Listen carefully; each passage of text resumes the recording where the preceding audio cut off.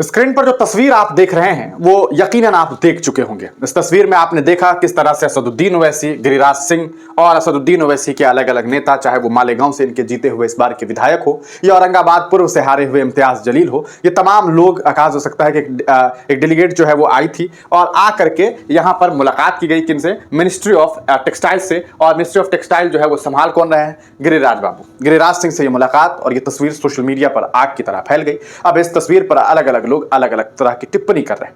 अब हुआ ये कि एक डेलीगेशन आई थी, इन लोगों ने मुलाकात की, ये तस्वीर वायरल हो गई। अब लोगों ने टिप्पणी करना शुरू किया। इसी कड़ी में ललन टॉप के एक पत्रकार हैं अभिनव पांडे, उन्होंने भी एक ट्वीट कर दिया और उनकी उस ट्वीट पर असदुद्दीन ओवैसी काफी भड़क गए और पांडे जी की क्लास लगा दी। असल में पूरा मामला क्या है पहले ये देखते हैं और फिर आपको बताते हैं कि ललन टॉप के पत्रकार को आखिरकार क्यों जो है वो इन्होंने असदुद्दीन ओवैसी ने जो है वो पूरी तरीके से जो है उसका रिप्लाई दिया और फिर उनके ऊपर ही थोड़ा सा गुस्सा हो गया। अभिनव पांडे ने ट्वीट किया, वो जिनके लिए आप आपस में दुश्मनी पाले बैठे, यानी कि कहा जा रहा है, अभिनव जी कहना चाह रहे हैं कि ऐसा है कि वो जिनके लिए आप आपस में दुश्मनी जो है वो पाले बैठे हैं, आखिरकार जब वो लोग मिलते हैं तो हकीकत ये होती। लेकिन सवाल ये है कि क्या कोई व्यक्ति इनसे इसलिए नफरत करता है क्योंकि कोई किसी असदुद्दीन ओवैसी से मोहब्बत करता है?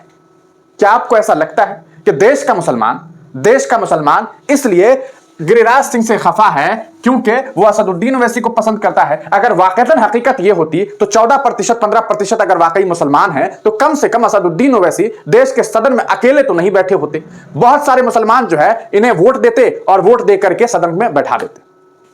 असल मामला गिरिराज सिंह से मुसलमानों का अगर हो सकता है तो वो इसलिए क्योंकि गिरिराज बाबू को मुसलमानों के खिलाफ टिप्पणी करने में बड़ा मजा आता है। कभी उन्हें पाकिस्तान प्रेमी बता देते हैं, कभी देशद्रोही बता देते हैं, कभी ये कहते हैं इनके होने से हमारे मुल्क की बेटियां सुरक्षित नहीं है, ये मामला है, वो मामला है, तरह तरह की बातें की जाती है। लेकिन यहां पर यह बात सटीक नहीं बैठ रहा है कि जिनके लिए आप लड़ते हैं वो आपस में बैठकर इस तरह से मुस्कुराते हैं। ठीक है, आपका कहने का मतलब यह है कि ये नेता जब मिलते हैं और औपचारिक मुलाकातें जब इनकी होती है, जब कहा जा सकता है कि पर्सनल लेवल पर ये मिलते हैं तो हंसते मुस्कुराते हैं। अब यहां पर कहा सकता है मारपीट करके तो मुलाकात हो नहीं सकती है। ऐसा तो है नहीं कि ओवैसी साहब एक तरफ से तलवार लेकर के, गिरिराज बाबू एक तरफ से तलवार लेकर के खड़े हो जाए, हाँ हाँ भाई हमारा काम करो। देश संवैधानिक है, संविधान के हिसाब से काम करना होता है। असदुद्दीन ओवैसी कुछ भी है तो एक मेंबर ऑफ पार्लियामेंट है और मेंबर ऑफ पार्लियामेंट और उनके एक विधायक है। विधायक जी को काम लेना होगा तो मंत्री जी से मिलना ही होगा, मेंबर ऑफ पार्लियामेंट को काम करवाना होगा तो उन्हें मंत्री जी से मिलना ही होगा, चाहे मंत्री जी का दल कोई भी हो, उनसे लाख जो है उनको दिक्कत हो, मसले हो।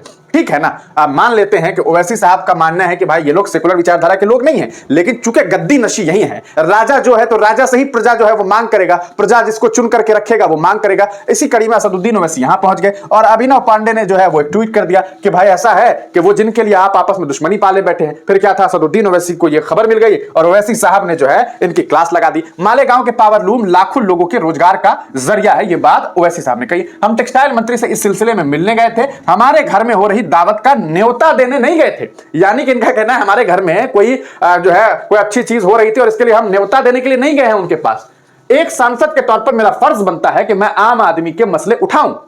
अगर पांडे जी को इससे इतराज है तो सरकार बदल दीजिए या फिर यह कह दीजिए कि सिर्फ जनेऊधारी को ही सांसद और मंत्री बनने का हक है। काश आपका चैनल मालेगांव के पावर लूम्स के मसले को उठाता। यह बात ओवैसी साहब ने कही और ललन टॉप के पत्रकार की क्लास लगा दी। अब इस पूरे मामले के बाद अभिनव भी अपनी सफाई दे रहे हैं। आखिरकार अभिनव पांडे ने इस पूरे मामले पर क्या बात कही है इसे भी देख लेते हैं। अभिनव ने एक ट्वीट किया और ओवैसी साहब के ट्वीट को रिट्वीट करते हुए उन्होंने कहा है कि ओवैसी जी आप सिर्फ मंत्री नहीं प्रधानमंत्री से भी मिले, मुस्कुराते हुए मिले, सांसद होने के नाते सारे काम करवाएं, जनता ने आपको इसलिए चुना है। मेरी टिप्पणी उन लोगों के लिए है जो नेताओं के चक्कर में आपसी द्वेष पाले हुए हैं। यह द्वेष शुरू कहां से होता है? जब लोगों को जनेऊ या टोपी देखकर टारगेट किया जाता है। इसकी शुरुआत नेताओं के मंचों, भाषणों और ट्वीट से होती है। अपनी ही ट्वीट एक बार फिर से पढ़िएगा। जिस मुस्कान और मर्यादा ख्याल राजनीतिक लोग व्यक्तिगत मुलाकातों